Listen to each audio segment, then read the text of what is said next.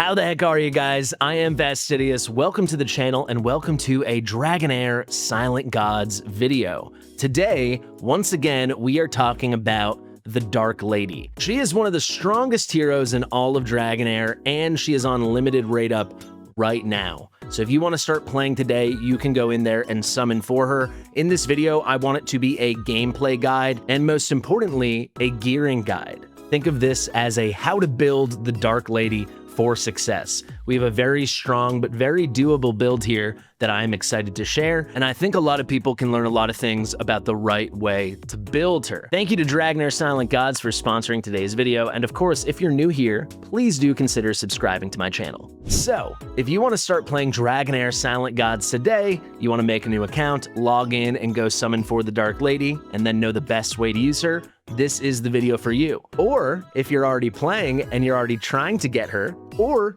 very lucky, you might already have her, this is also the video for you. This is how to build the Dark Lady. If you want to start playing Dragonheir Silent Gods today, if you're not yet playing, you should definitely check it out. It might be the most aesthetically pleasing gacha game of all time. I think the graphics are just phenomenal, especially if you like this dark fantasy medieval style. You can use my link in the description and the top pinned comment. I highly suggest you do so. Remember, if you're in the US, it is going to show up in the App Store and the Google Play Store as Dragonstride Legacy Reborn.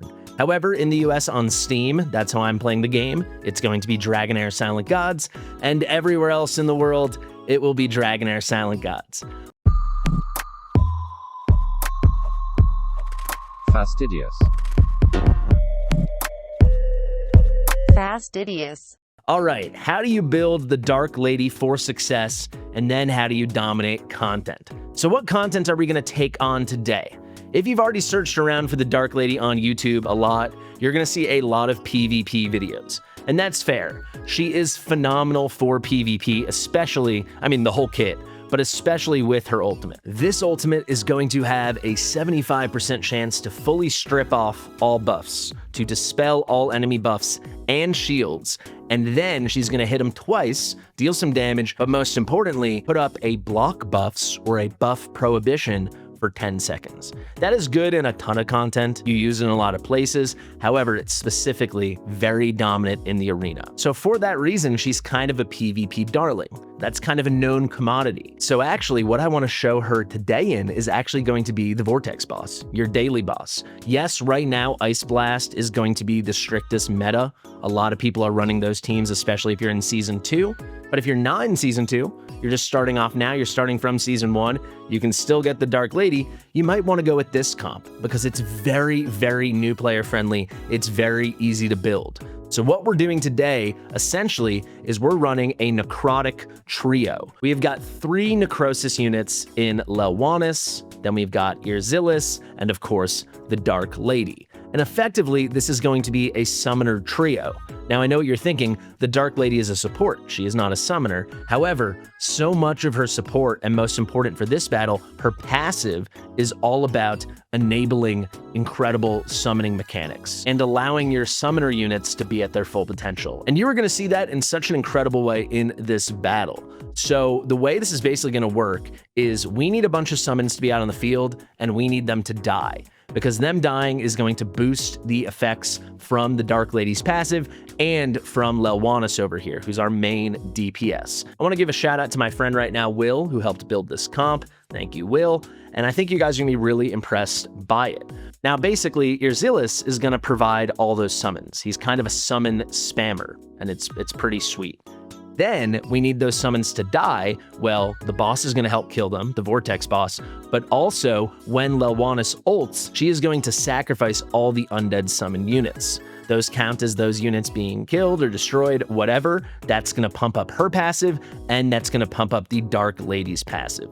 The Dark Lady's passive here, we're going to break it down in a lot of detail, but just so you know, the gist, when allies die, and that includes summons, everyone's getting healed, so that's amazing survivability, and she's lending her stats permanently up to 30% of each of her 3 main stats, attack, defense, and HP, to all of her allies. So actually, that's probably a good moment to cut into the basics of her kit. Let's go to the main hero viewer screen, so then I can quickly show you the gearing after. Yes, you can see it from the previous screen, but I just think it looks nicer here. and let's dive in. We're not going to do this for every hero because I'm assuming a lot of players are familiar with the other heroes, and if you just have any questions about them, let me know below. I'm just going to explain their roles, but for now I really want to focus on the Dark Lady. Actually, I should mention who the other two units we're using in this fight, in this Vortex boss battle are, before we circle back to them. We have got Falosia over here, who is an excellent healer and a phenomenal shielder. So she's basically our chief survivability support for this fight. Though the Dark Lady's gonna help with that, this is our main healer, shielder person. And then we've got Urian. He is a great tank, he's got ally protection, he can give himself even bigger shields, good to go. But the core mechanic we're focusing on is summons, those summons dying, the Dark Lady boosting, Lelwanus getting boosted, so on and so on. And of course, Erzilis providing all those summons that are gonna die, right? So let's go to the Dark Lady now. We'll start with the aura. It's very simple. It's an all battles aura, which if you know the channel, we love an all battles aura. It's gonna be HP in all battles. Not relevant here, but just good to know in general. Let's get to the relevant stuff now. And by a mile, the most important thing she's doing in this fight, it's all coming from her passive. So when she's present, when she's on the battlefield, when you're using her and she is alive, any unit that dies on the battlefield is going to lend their attack, defense, and HP equally to all the allies on the field. So once a nice handful of units are dying, all of our allies are getting a very significant amount of attack, defense, and HP. How much can they get? Well, the cap is going to be 30% of each corresponding attribute for the Dark Lady. So, to get the most out of this, you want a good amount of HP, defense, and attack built upon the Dark Lady. However, this is an RPG. We love dealing damage. So the most important thing, and this is going to shift us into how we're going to gear her, you will see this and it will make a lot of sense. The most important thing is we get as much attack as possible on her. So we need to hit certain minimums. She is an excellent debuffer, so we need accuracy. She can't die, and we also want to lend people a decent amount of HP and defense, so we need some baseline survivability. But after that, we're cranking the attack to the moon, because we want to lend our units as much attack as possible. And you're going to see that in a big way in this battle, yes, with Erzilis, but most importantly, with Lelwanus, because she is by far the main DPS for this comp. Each attribute cannot exceed 30% of the Dark Lady's corresponding attribute. But she has one other great benefit from her passive, and you'll definitely feel this a lot in other battles too. Because we're bringing such a good support with Falosia, we don't need this as much, but in other content, this is very, very clutch. She is going to heal all allied heroes by 10% of the dead unit's max HP, and this caps at 10% of each ally's max HP. So each ally basically can get like a 10% or so heal off of their own HP every time a unit dies. And of course, that includes summoned units. So you want as many summons out there as possible so they can die, so Lelwanus can sacrifice them, and you just get constant healing. And then of course, you very quickly hit those 30% maxes, as every dead summon or ally is sharing their attributes. But hopefully your allies don't die, only the summons. Let's finish off the kit now, but it was important we spent a lot of time there because this is what is so vital to this specific content you're about to see. If we go to her battle skill, Dragon God's Retribution, she's going to attack random targets twice, dealing necrotic damage with each hit, and most importantly, inflicting attack penalty too. So this is the big version, attack down. It's going to reduce the target's attack by 50%, and this lasts for 5 seconds. You can see here, this is going to recharge every 7.5 seconds, basically, every 7.6 seconds. So this has like 2/3 uptime, which is relevant in a piece of content like this. She's going to be spamming this skill 2/3 of the time. The Vortex boss is going to be under attack penalty too, and it's going to be a lot easier for your team to survive for a very long time. So this is the final really key thing. The ultimate is one of her best skills, definitely I'd say her second best skill after her passive. However, for this specific content, it's a little bit of a throwaway. Now, I only say that because the Vortex boss is not doing very much self-buffing, so we don't need all those buff strips and we don't really need the buff prohibition. It's fine, but the main thing to know is the passive and how you can take advantage of this and build a team around it, and then the attack down is very good. So let's get into gearing, then we'll reintroduce the general idea of the other 4 characters once again, and just like that, we'll be off to the races. But this is what I think is the most important part of the video. So let me make myself a bit smaller so I'm not in the way, and let's get into gearing. So what are we looking for? I said we need a baseline amount of accuracy and a baseline amount of survivability, and that's exactly the minimum we're going for, and after that, we're focusing in on attack. So for HP and defense, you do not need to run main stat for that. You are going to get some nice flat HP just from the helmet, from the main stat, and depending on the artifact you use, you can get a really nice amount of stats too. For the artifact, I think there are 2 ways to go with it. If you want her best in slot, I think that is going to be her exclusive. You can get this right now discounted through the Dark Lady event. You can definitely earn it free to play. The Dark Lady exclusive Supreme Crown, an excellent effect that we'll discuss right now. But look at this. We need those baseline survivability stats. We need that baseline accuracy. These are awesome stats. Almost 8,000 HP and then almost 100 accuracy. That gets us a nice chunk of the way to where we want to be. We get into the effect now though, you'll see enemies affected by any debuffs will continuously lose HP. For each type of debuff they possess, the Dark Lady is going to deal necrotic damage over time equal to 200% of her attack. It cannot crit, but it's a nice steady amount of necrotic damage. And for each debuff on the target, you're getting that 200% attack every 2 seconds. So if it's 4 debuffs, that's 800% attack every 2 seconds. So that's just another reason to stack attack upon her. This is a really, really cool effect, and it has really nice corresponding stats that you get, especially once you max it out. So the HP and the accuracy from the Supreme Crown, from her exclusive, it's already going to get you a nice chunk of the way there. Now, where are we headed? Talk about that 1 second, but I do want to shout out the other option.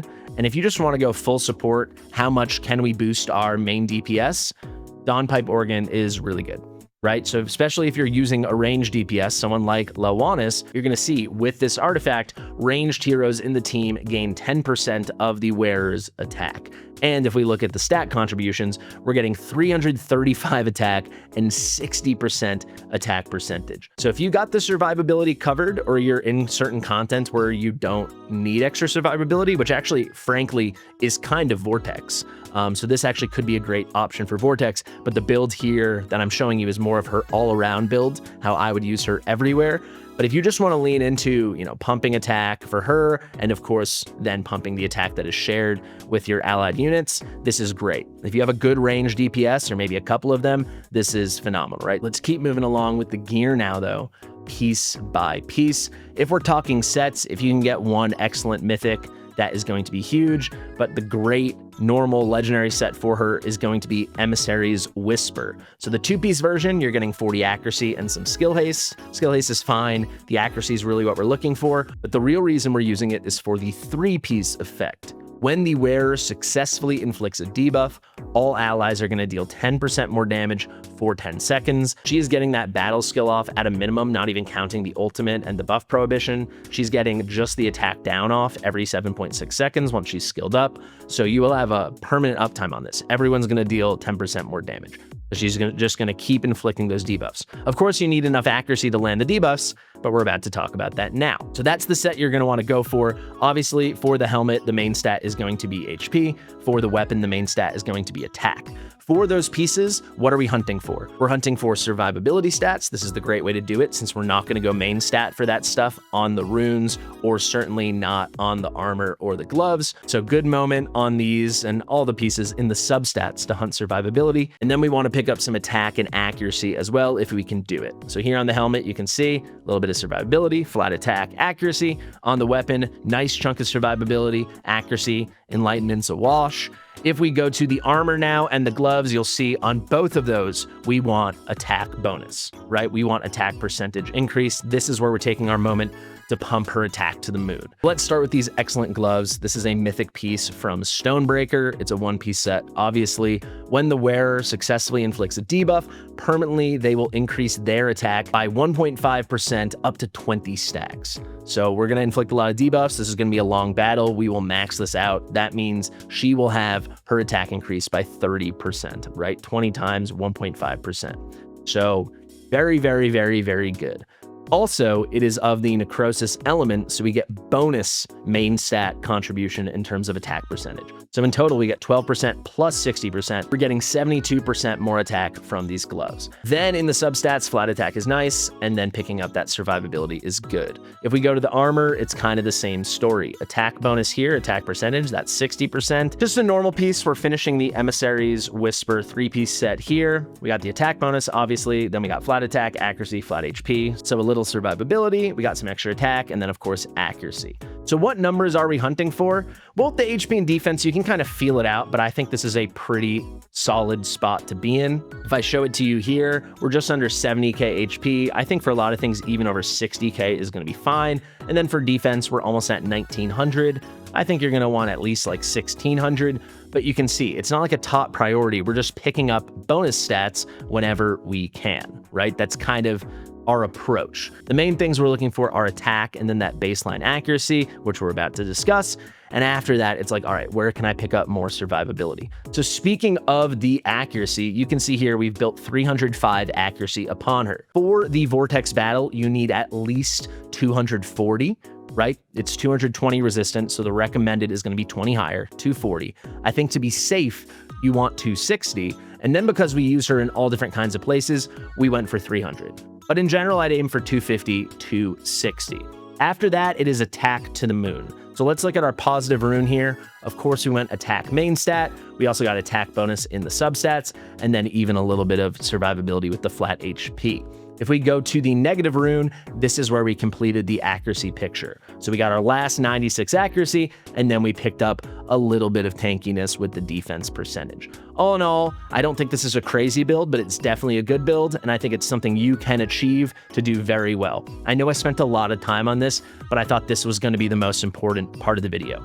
What do you think about when you approach building her, and how do you do it most effectively? Okay, gameplay time. Let's actually head in and let me show you that this works. We are going to do Nightmare Difficulty 4. This number is from the meta team. This is going to be our Necrosis team, but I will tell you, 100% of the time with this comp, you are going to max it out, right? You're going to get 8 million or more.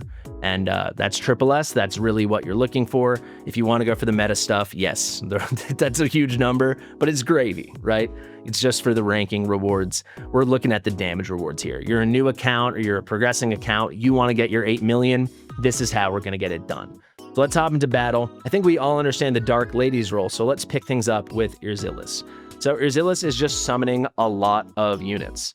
So for him, his key thing is going to be his passive. Each time an ally's undead summoned unit dies, there's a 100% chance to summon one skeleton to replace it. So whatever died, he's just going to summon another skeleton. So he is keeping a constant permanent flow of those summons. He's going to deal some damage himself, but that's his main purpose, right? That's what we're trying to get done here. Let's just keep those summons up so they can keep dying or keep getting sacrificed, and we can keep boosting everything through the Dark Lady and then through Lawanis, right? So if we look at Lawanis's passive, anytime something on the field dies, this includes summons, she permanently is going to gain 1 stack of Dragon Blood. So we can really get that going. Anytime something on the field dies, including summons, she is going to permanently gain 1 stack of Dragon Blood. This isn't a Lawanis guide, so we're not going to dive deep, but you can see Dragon Blood is great. Her attack goes up and her defense goes up. You can stack this 50 times. It's crazy. Then with her ultimate, she is going to sacrifice all the summons on the field. She deals damage. When her blood stacks are 20 or more, she becomes her true dragon form. She goes crazy. In that true dragon form, she can now go up to 70 stacks of Dragon Blood, and she just goes nuts. So we've got this great synergy between her, Irzilis, and of course the Dark Lady, because the Dark Lady's pumping her attack and everyone's attack and her defense and everyone's defense and her HP and everyone's defense through the moon, right? Very, very, very good stuff. All the way up to the solar system. Now we've got our good tank here. You need a tank. This is a good one. Urion, we love him. He has got some great stuff in here, but what I will key in on is his ultimate, Shield of Oath. He's going to grant ally protection, so more survivability to everyone else. He's going to gain damage reduction. He's going to give himself a defense buff, and he gets a big shield, scaling off of his defense. Very nice. Finally, speaking of shields, our final piece of the puzzle is Philosia. She's got shields over here whenever any living ally takes damage. Then she's got shields over here, and she's doing AoE increased defense. And then finally, she's got even more shields, right? She's doing 30% damage reduction and then big, big shields to everyone. So you kind of get the picture. She's keeping everyone shielded up and keeping everyone protected. And then the Dark Lady from the second part of the passive is getting great heals out. Really, really, really good stuff. So, at long last, 25 minutes or so into the video, let the battle begin. And I'll let you watch it all happen. I'm actually going to make myself really small, and we're just going to enjoy this. There are the summons showing up on the field, and they will always be there until they're replaced, and then they're gone, and then they're replaced, and you rinse and repeat, and you just stack crazy amounts of damage. I'm actually going to take myself away so you guys can watch the battle. I'll join you at the end.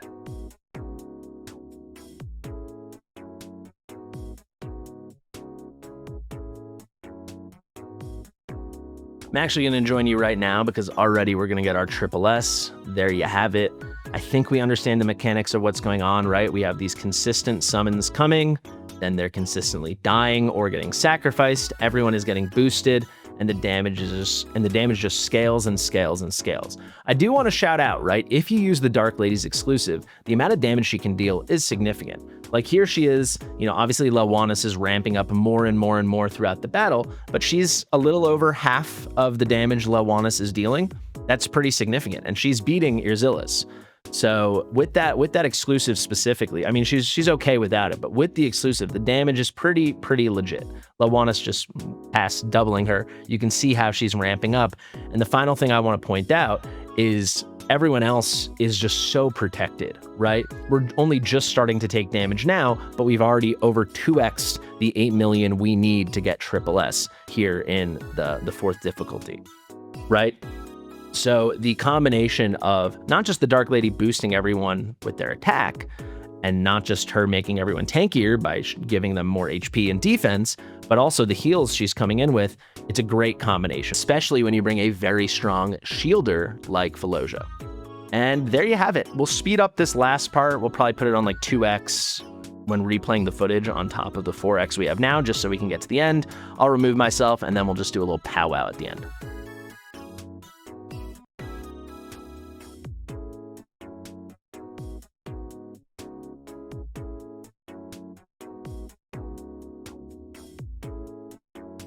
So there we have it, guys. And you can see, even if you can't hit the stats I outlined on the Dark Lady, and I feel like people are going to ask about Lawanus' stats, so I'll show that in just a second, you can get away with a lot less. We got almost 37 million damage. We only need 8 million for that top chest, those top rewards. Very, very, very strong stuff. So I think this is super viable for a lot of players. Here are the final statistics for anyone who wants to see it. Yes, I think the Ice Blast is going to be a main meta thing, but you know, with all the hype, all the talk about the Dark Lady, which I think is very well earned, I thought I'd show her in a different kind of scenario, and we could all kind of learn her kit together. So thank you guys so much for watching. Like I said, if you're not yet playing Dragonheir Silent Gods, use that link in the description in the top pinned comment. You will not regret it. It's a pretty great thing. Let's show you those Lawanus stats very quickly. You can pause the video, take a screenshot if you'd like, and then we, of course, have to wrap up on the beautiful Dark Lady. Thank you guys so much for watching. Thank you to Dragonheir for sponsoring this video. I've been Fastidious. Share with your mother, and I'll see you real soon. Bye.